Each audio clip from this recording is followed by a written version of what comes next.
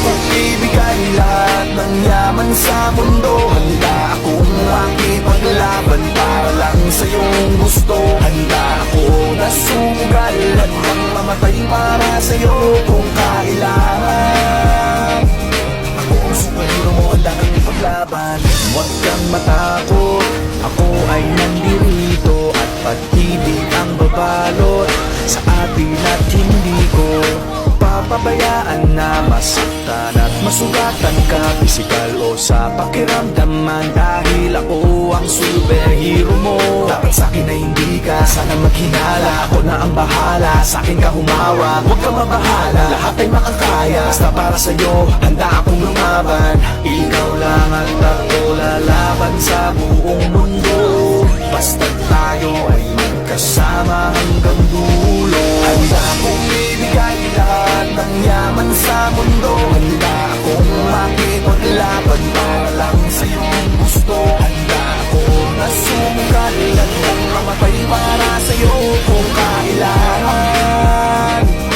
Ako ang superhero mo, handa kang ipaglaban. Ako ay laging nakatingin, nakamasin palagi saan ka man makarating. Di mo lang pansin, binabatayan kita ng palihim, para sa tuwing mapapahamak kaya ka sagipin. Ako'y nandito para sa'yo lahat gagawin ko, pipilitin ibigay ano mang hilingin mo. Di ako nandito para magpaka-weirdo, di mo lang alam at ako magpaka-hero.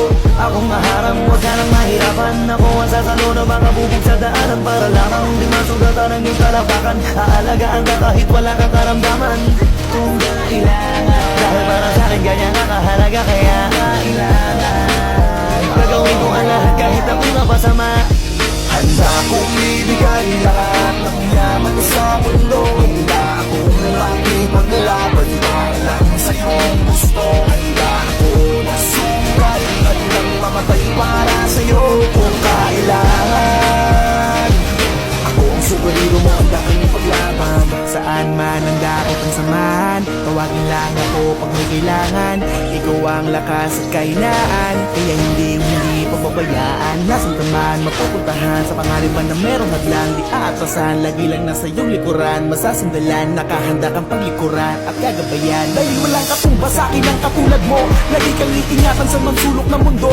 Palagi mong isipin na nandito lang ako, handa kang ipaglaban kahit na ikapahaba ko para sa'yo. Kasi ikaw ang naging dahilan, ikaw ang dahilan kung ba't may pinaghuhugutan at pinagkukunan ng lakas ng loob, tatag ng paninindigan.